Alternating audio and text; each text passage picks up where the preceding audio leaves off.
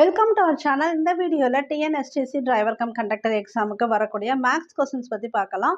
இந்த சேனலுக்கு புதுசுன்னா சப்ஸ்கிரைப் பண்ணிக்கோங்க, பெல் ஐக்கானு கிளிக் பண்ணி வச்சுக்கோங்க. அப்போ தான் நாங்கள் போடுற வீடியோ இமீடியட்டாக உங்களுக்கு ரீச் ஆகும். இப்போ இந்த வீடியோக்குள்ளே போயிடலாம். ஒரு செயற்கைக்கோள் 7 மணி 16 நிமிடங்கள் 20 வினாடிகளில் தன்னுடைய சுற்றுவட்ட பாதையை அடைகிறது. இதனை வினாடிகளில் கணக்கிடுக. உங்களுக்கு இந்த மாதிரி டைம் கால்குலேஷன் கொடுப்பாங்க. அதாவது 1 மணி நேரத்துக்கு எவ்வளோ வினாடிகள், இதெல்லாம் நீங்கள் தெரிஞ்சு வச்சுக்கணும். சிம்பிளாகவும் கேட்கலாம், இல்லை இந்த மாதிரி கொஸ்டினும் கேட்கலாம். இப்போ இதுக்குரிய ஆன்சர் பார்த்தீங்கன்னா 26,180 வினாடிகள். அதாவது 1 மணி நேரத்துக்கு நமக்கு 60 நிமிடங்கள். சரிங்களா? அப்போ டைரெக்டாகவே 7 மணி நேரத்துக்கு கால்குலேட் பண்ணிக்கலாம். 7 × 60, இந்த 0 அப்படியே வரும். 6 42. இப்போ ஒரு 420 நிமிடங்கள். இந்த 16 நிமிடங்கள் நம்ம கூட்டிக்கலாம், கடைசியாக கால்குலேட் பண்ணிக்கலாம். இந்த 14 நிமிடங்கள், ஸோ மொத்தம் எவ்வளோ வரும்? 436 நிமிடங்கள். இவங்க கேட்டிருக்கிறது வினாடிகள். இந்த 20 வினாடி இருக்குது, அதை கடைசியாக கால்குலேட் பண்ணிப்போம். இந்த 436க்கு எத்தனை வினாடிகள் வரணும்னு பார்க்கணும். இப்போ நம்ம கால்குலேட் பண்ணி வச்சுருக்கிறது நிமிடங்கள். அப்போ ஒரு நிமிஷத்துக்கும் 60 வினாடி. அப்போ இந்த 436 நிமிஷத்துக்கு × 60 போடணும். அப்போ தான் நமக்கு அந்த எத்தனை வினாடிகள்னு எக்ஸாக்டாக தெரியும். இந்த 0வை கடைசியாக சேர்த்துக்கலாம். 6ஆல் இங்கே மல்டிப்ளை பண்ணிக்கலாம். 6 36, 3 3 18, 21, அப்போ மீதி 2, 4 24 + 2 26. இந்த 0 இப்போ சேர்த்துக்கலாம். இதோட சேர்த்து இங்கே ஒரு 20 வினாடிகள் இருக்குது, அதை நம்ம விட்டுறக்கூடாது, அதையுமே சேர்த்துக்கணும். இந்த 20 வினாடிகளும் இப்போ நீங்கள் சேர்த்துக்கிட்டிங்கன்னா 0 8 1 26 ஃப்ரண்ட்டில் வரும். 26,180 வினாடிகள். இங்கே ஆன்சரில் இருக்குது பாருங்கள், 26,180 வினாடிகள். முதல்ல நீங்கள் மணி நேரத்தை நிமிடமாக மாற்றிக்கங்க. அப்புறம் இந்த 16 நிமிடமும் சேர்த்துக்கங்க. அதுக்கு எவ்வளோ வினாடிகள் அப்படிங்கிறத கால்குலேட் பண்ணுங்கள். கடைசியாக இந்த 20 வினாடிகளும் சேர்த்துக்கணும். அப்போ இந்த மாதிரி ஆன்சர் போட்டால் 26,180 வினாடிகள். அதுபோல் நீங்கள் ஒரு நாளைக்கு எத்தனை வினாடிகள் இப்படி கூட கேட்டிருந்தாங்க சிம்பிளாக. எவ்வளோ பெர்சன்டேஜ் வரும், இந்த மணி நேரம் எவ்வளோ பெர்சன்டேஜ் வரும், 12ங்கிறது எவ்வளோ பெர்சன்டேஜ் வரும், அப்படி கூட கேட்பாங்க. முற்பகல் 7 மணிக்கு சரியான நேரத்தில் வைக்கப்பட்ட ஒரு கடிகாரமானது மணிக்கு 2 நிமிடங்கள் வீதம் தாமதமாக இயங்கினால் பிற்பகல் 6 மணிக்கு அந்த கடிகாரம் காட்டும் நேரத்தை காண்க. இந்த மாதிரி டைமிங் கால்குலேஷன் உங்களுக்கு கொடுக்க வாய்ப்பு இருக்குது. ஏன்னா இப்போ டிரைவர் கண்டக்டர்லாம் டைமிங் முக்கியம், அது தெரிஞ்சிருக்கணும், அதனால் கொடுப்பாங்க. இப்போ பாருங்கள், முற்பகல் 7 மணிக்கு, அதுக்கப்புறம் பிற்பகல் 6 மணிக்கு கொடுத்துருக்காங்க. அதுக்கப்புறம் அந்த கடிகாரம் பார்த்தீங்கன்னா ஒவ்வொரு மணி நேரத்துக்கும் 2 நிமிஷம் லேட்டாக ஓடுது. அப்போ எந்த டைம் இருக்கும், சரியான டைம் என்னன்னு கேட்குறாங்க. முதல்ல காலையில் 7 மணி, 7 மணிலேருந்து ஈவினிங் 6 மணி வரைக்கும் எவ்வளோ டிஃப்ரென்ஸ்னு பார்த்துக்கணும். 8 9 10 11 12 1 2 3 4 5, இங்கே 6. இங்கே பாருங்கள், 7லேருந்து 8 1 மணி நேரம், 2 3 4 5 6 7 8 9 10 11 மணி நேரம். எவ்வளோ மணி நேரம் கேப் வரும்னு பார்த்தீங்கன்னா 11 மணி நேரம் கேப் வரும். ஓகேங்களா? சரி, ஓகே. இப்போ எவ்வளோ நேரம் உங்களுக்கு அந்த நிமிஷம் எவ்வளோ லேட்டாக போகுது அப்படின்னா ஒவ்வொரு மணி நேரத்துக்கும் 2 நிமிஷம். அப்போனா டோட்டலாக 22 நிமிஷம் என்ன ஆகும்னா டிலே ஆகும். அப்போ 6 மணிக்கு காட்டவே சரியான ஓடி இருந்ததுன்னா 6 மணிக்கு காட்டும், ஆனால் அது சரியாக ஓடலை. அப்போ இந்த 6 மணி நேரத்துலேருந்து 22 நிமிஷத்தை நீங்கள் கழிச்சுக்கணும். இந்த 6 மணிக்கு காட்ட வேண்டிய டைமில் 22 நிமிஷத்தை கழிச்சிட்டிங்கன்னா 5 மணி 38 நிமிடங்கள் காட்டும். கரெக்டாக ஓடனா ஈவினிங் 6 o'clockன்னு காட்டியிருக்கும். அதுதான் 2 நிமிஷம் லேட்டாக ஓடுது இல்லையா? இந்த இடைப்பட்ட கேப்பில் நம்ம கால்குலேட் பண்ணியிருக்கோம். அப்போ 22 நிமிஷம் அது லேட்டாக ஓடுறதுனால அந்த டைம் என்னன்னு காட்டியிருக்கோன்னா ஈவினிங் 5 மணி 38 நிமிடங்கள் அப்படின்னு காட்டியிருக்கும். 3 வாரங்கள் இஸ் ஈக்குவல் டு எத்தனை நாட்கள்? ஒரு வாரத்துக்கு 7, அப்போ 3 21, அதுதான் 21 நாட்கள். இது பாருங்கள், 10:35 மணியிலிருந்து 5 மணி நேரம் கடந்த பிறகு காட்டும் நேரம். இங்கே இவங்க கொடுத்துருக்கிறது ட்ரெயின் டைமு. ட்ரெயின் டைம் இப்படி தான் இருக்கும். ஸோ இது உங்களுக்கு முதல்ல தெரியணும். இந்த 22:35 அப்படின்னு கொடுத்துருக்காங்கன்னா இதுக்கு மீனிங் 10:35, நைட்டு 10:35, இதுதான் ட்ரெயின் டைம். ஓகேங்களா? இப்போ 5 மணி நேரம் கடந்த பிறகு காட்டும் நேரம். அப்போ எண்ணி பார்த்துக்கங்க. 10லேருந்து 5 வரணும்னா 11, 12, 1, 2, 3. அப்போ 3:35 இந்த டைம் தான் காட்டும். இது வந்து காலையில் வந்துடும். ஏன்னா நைட்டு 10:35 அதுலேருந்து வெறும் 5 மணி நேரம் கிடக்குது. அப்போ பார்த்தீங்கன்னா காலையில் டைம் போடணும். காலைல டைம் வந்து 3:35 தான் போடணும். சரிங்களா? ஏன்னா இவங்க ஈவினிங் அது மாதிரி டைம் கொடுத்துருந்தாங்க, இங்கே எக்ஸஸாக கொடுத்துருந்தாங்கன்னா தான் அப்போ மாறும். 12க்கு அப்புறம் வர்றது 13, 14ன்னு வந்திருக்கும். ஆனால் கரெக்டாக 5 ஹவர்ஸ் கொடுத்ததுனால இப்போ வந்து இது வந்து காலையில் 3:35ன்னு வரும். இதான் அதுக்குரிய ஆன்சர். ஒரு இணைய மையத்தில் மணிக்கு ரூபாய் 15 என இணையத்தை பயன்படுத்துவதற்காக கட்டணம் வசூலிக்கப்படுகிறது. நிலா தினமும் 2 மணி நேரம் வீதம் ஒரு வாரத்தில் 5 நாட்களுக்கு பயன்படுத்தினால் எவ்வளவு கட்டணம் செலுத்த வேண்டும்? இப்போ நிலாங்கிற ஒரு பொண்ணு தினமும் 2 ஹவர்ஸ் வந்து ஸ்பெண்ட் பண்ணுறாங்க. நெட்டு யூஸ் பண்ணுவாங்க இல்லையா, வெளியில் போய்ட்டு. அப்போ நெட்டு யூஸ் பண்ணுறதுக்கு 2 ஹவர்ஸு. அவங்க வாரத்தில் 5 நாள் தான் யூஸ் பண்ணுறாங்க. அப்போ 5 × 2 டோட்டலாகவே எத்தனை மணி நேரம் தான் யூஸ் பண்ணுறாங்க? 10 மணி நேரம் தான். ஒரு வாரத்துக்கு அவங்க யூஸ் பண்ணுற நேரம் 10 மணி நேரம். இவங்க வந்து 1 மணிக்கு, அதாவது 1 மணி நேரத்துக்கு, அதான் மணிக்கு 15. அப்போ 1 மணி நேரத்துக்கு 15 ரூபானா 10 மணி நேரத்துக்கு × 10 அவ்வளோதான். போட்டுட்டா 150 ரூபா. இதை பெருக்குனிங்கன்னா உங்களுக்கு 150 ரூபா வரும். அதுக்குரிய ஆன்சர் 150 ரூபா. ஆழ்துளை கிணறு தோண்டும் வேலையாட்கள் ஒரு நாளில் 22 அடிகள் துளையிடுகிறார்கள் எனில் 110 அடிகள் ஆழத்திலுள்ள நீரோட்டத்தை அடைய எத்தனை நாட்கள் ஆகும்? டைரெக்டாகவே கொடுத்துட்டாங்க. ஒரு நாளில் 22 அடி துளையிடுறாங்க. சரிங்களா? ஒரு நாளில் 22 அடி துளையிடுறாங்கன்னா இப்போ இவங்க எத்தனை அடி கொடுத்துருக்காங்க? 110 அடிகள் கொடுத்துருக்காங்க. அப்போ 110 இருக்கு இல்லையா, இந்த 110 மேலே போட்டு நீங்கள் டிவைட் பண்ணிட்டீங்கன்னா எத்தனை நாள்னு தெரிஞ்சிடும். ஏன்னா ஒரு நாளைக்கு இவ்வளோ அடி.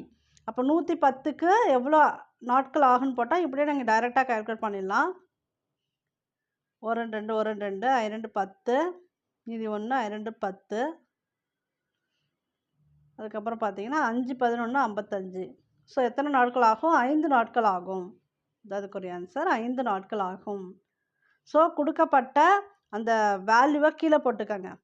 மீதி எவ்வளோக்கு கேட்டிருக்காங்க? 110 அடியில் இருக்கக்கூடிய ஆழம்னு சொல்லிருக்கனால 110 மேலே போட்டுக்காங்க. அப்படி போட்டு கண்டுபிடிச்சிட்டிங்கன்னா உங்களுக்கு ஆன்சர் கரெக்டாக வந்துடும். 5 நாட்கள்.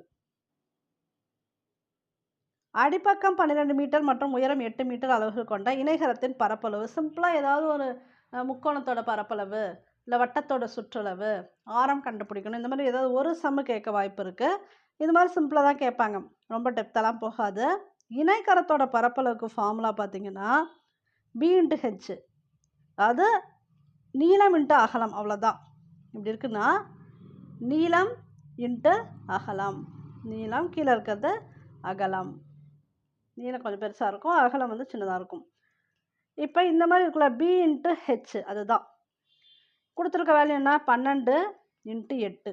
ரெண்டுத்தையும் டேரெக்டாக பெருக்கிட்டிங்கன்னா ஒரு இணைகரத்தோட பரப்பளவு நமக்கு தெரிஞ்சிடும். 96 சென்டிமீட்டர். பெருக்கி பாருங்கள். 8 2 6, சரி 8 2 16, மீதி 1 1 8 1 9 96.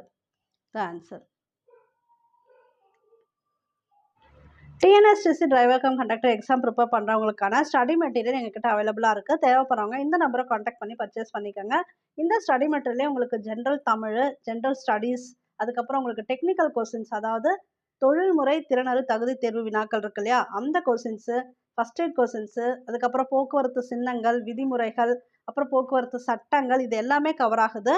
நீங்கள் கொடுக்குற அந்த ஒரே அமௌண்ட்லேயே உங்களுக்கு நாங்கள் நோட்டிஃபிகேஷன் வந்ததும் டெஸ்ட் மாதிரி கண்டக்ட் பண்ணிவிடுவோம். ஒரு குரூப் ஸ்டார்ட் பண்ணிவிட்டு, பர்ச்சேஸ் பண்ணவங்களுக்குலாம் ஒரு குரூப் ஸ்டார்ட் பண்ணிவிட்டு உங்களுக்கு ரெகுலராகவே டெஸ்ட் வீடியோஸ் போடுவோம். அதுக்கப்புறம் கடைசியாக எக்ஸாம் வர வரைக்குமே கைடன்ஸ் கொடுத்துருவோம். ஓகே, தேவைப்படுறவங்க இந்த நம்பரை காண்டாக்ட் பண்ணி பர்ச்சேஸ் பண்ணிக்காங்க. 24 பென்சில்களை 6 குழந்தைகளுக்கு சமமாக பிரித்து கொடுக்கின்றனர். அதே போல் கொடுத்தால் 18 குழந்தைகளுக்கு தேவையான பென்சில்களின் எண்ணிக்கை எவ்வளோ? இது வந்து விகித கணக்கு மாதிரி, இது ஈஸி தான். அதாவது ஒரு 6 குழந்தைங்க இருக்காங்க. 6 குழந்தைங்களுக்கு 24 பென்சிலை கொடுக்குறாங்க. இப்போ 18 குழந்தைங்க கிட்ஸ் தான் கேட்க போகிறேன். 18 குழந்தைங்களுக்கு எத்தனை பென்சில் வேணும்? இப்போ குழந்தைங்க கம்மியாக இருக்கும் போதே 24 பென்சில் தேவைப்படுது. குழந்தைங்க கிட்டத்தட்ட இங்கே 3 மடங்கு அதிகரிக்கிறாங்க. இந்த 6ஓட பார்த்தீங்கன்னா 3 மடங்கு அதிகரிக்கிறாங்க. அப்போ எத்தனை பென்சில் தேவைப்படுதுங்கிறத டைரெக்டாக நம்ம கால்குலேட் பண்ணணும். டைரெக்டாக போட தெரிஞ்சவங்களுக்கு இப்போயே நீங்கள் கண்டுபிடிச்சிடலாம். 6 விட 18 வந்து 3 மடங்கு அதிகம். அப்போ 24 × 3 போட்டிங்கனாலே உங்களுக்கு ஆன்சர் டைரெக்டாக வந்துடும். 3 24 பார்த்தீங்கன்னா 72 வரும். 3 12, 3 20 60 வருமா? 60 + 12 72 கரெக்டாக வந்துடும். இப்போ இது நீங்கள் கணக்குப்படி போட்டால் எப்படி வரும்னு பார்த்தீங்கன்னா, குழந்தைகளோட எண்ணிக்கை அதிகரிக்கிறப்ப பென்சில்களோட எண்ணிக்கை கண்டிப்பாக அதிகரிக்கும்.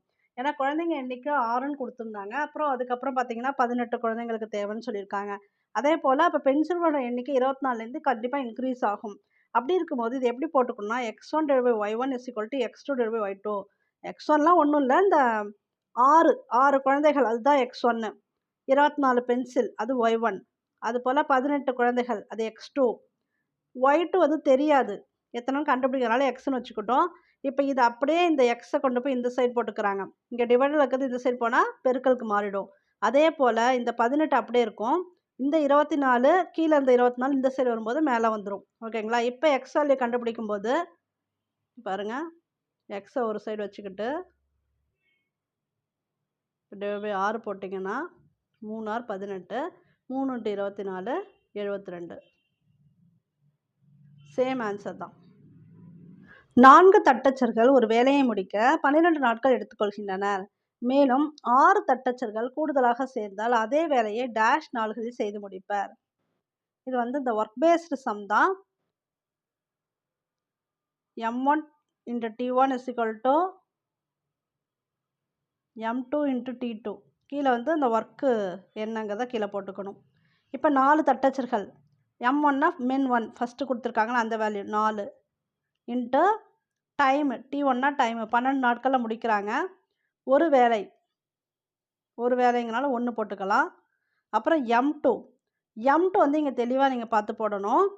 2 தட்டச்சர்கள் கூடுதலாக சேர்ந்தால், அப்போ கூடுதல்னா ஆல்ரெடி 4 பேர் இருக்காங்க, அப்போ இன்னும் 2 பேர் சேர்றாங்க, அப்போ எத்தனை போட்டுக்கணும்? 6ன்னு போட்டுக்கணும். அவங்க வேலையை எத்தனை நாளில் முடிப்பாங்கன்னு கேட்டிருக்காங்க, அதான் கண்டுபிடிக்க போகிறோம். அதே வேலை தான். அப்போ /1. இப்போ நமக்கு தேவை t2, அதாவது 2வது டைமு. அந்த 6 பேர் சேர்ந்து எவ்வளோ நேரத்தில் அந்த வேலையை முடிப்பாங்க, அதனால நாட்கள்னு கொடுத்துருக்காங்க, நாட்களில் முடிப்பாங்க.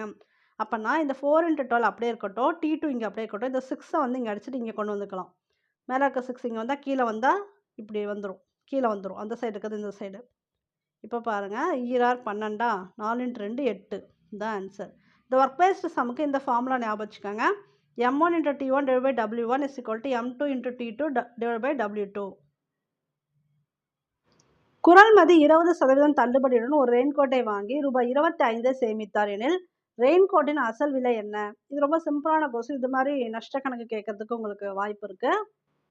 இப்போ குறள்மதி 20% தள்ளுபடியுடன் ஒரு ரெயின்கோட்டை வாங்கி, அவங்க வாங்கும்போதே 20% தள்ளுபடியோட தான் வாங்கியிருக்காங்க. அப்போ அவங்க வாங்கும்போது 25 ரூபா சேவ் ஆயிருக்கு. இப்போ ரெயின்கோட்டோட விலை என்ன, அசல் விலை என்ன அப்படின்னு கேட்டிருக்காங்க. இப்போ ரெயின்கோட்டோட விலை அசல் இருக்கு இல்லையா, அது வந்து நம்ம பீன்னு வச்சுக்கலாம், அது நமக்கு தெரியாது. அப்போ அந்த அசலோட 20% தள்ளுபடி தான் இந்த 25 ரூபா. அப்போ இப்போ எப்படி போட்டுக்கலாம்னா 20 / 100 இன்ட்டு பீன்னு போட்டுக்கலாம். ஏன்னா இந்த அசல் வேல்யூ கண்டுபிடிக்க போகிறோம். இவங்க எவ்வளோ % தள்ளுபடின்னு கொடுத்துட்டாங்க? 20% அப்படிங்கிறனால 20 / 100 போட்டோம். இந்த 100 ஏன் வந்துச்சுன்னா பர்சன்டேஜில் கொடுத்துருக்கிறதுனால. ஓகேங்களா? இந்த வேல்யூ 25 ரூபான்னு கொடுத்துருக்காங்க. இப்போ நமக்கு தேவை அசல் வேல்யூ. அப்போ பி அந்த சைடு அப்படியே வச்சுக்கிட்டு இந்த 25 இங்கே வச்சுக்கோங்க. இந்த சைடு வரும்போது 100 மேலே போயிடும், 20 கீழே வந்துடும். அப்போ 5 20 100, 5 × 25 125, அப்போ 125 ரூபா. அப்போ அந்த ரெயின்கோட்டோட அசல் விலை எவ்வளோன்னு பார்த்தீங்கன்னா 125 ரூபாய். ஓகே, தேங்க்யூ ஃபார் வாட்சிங்.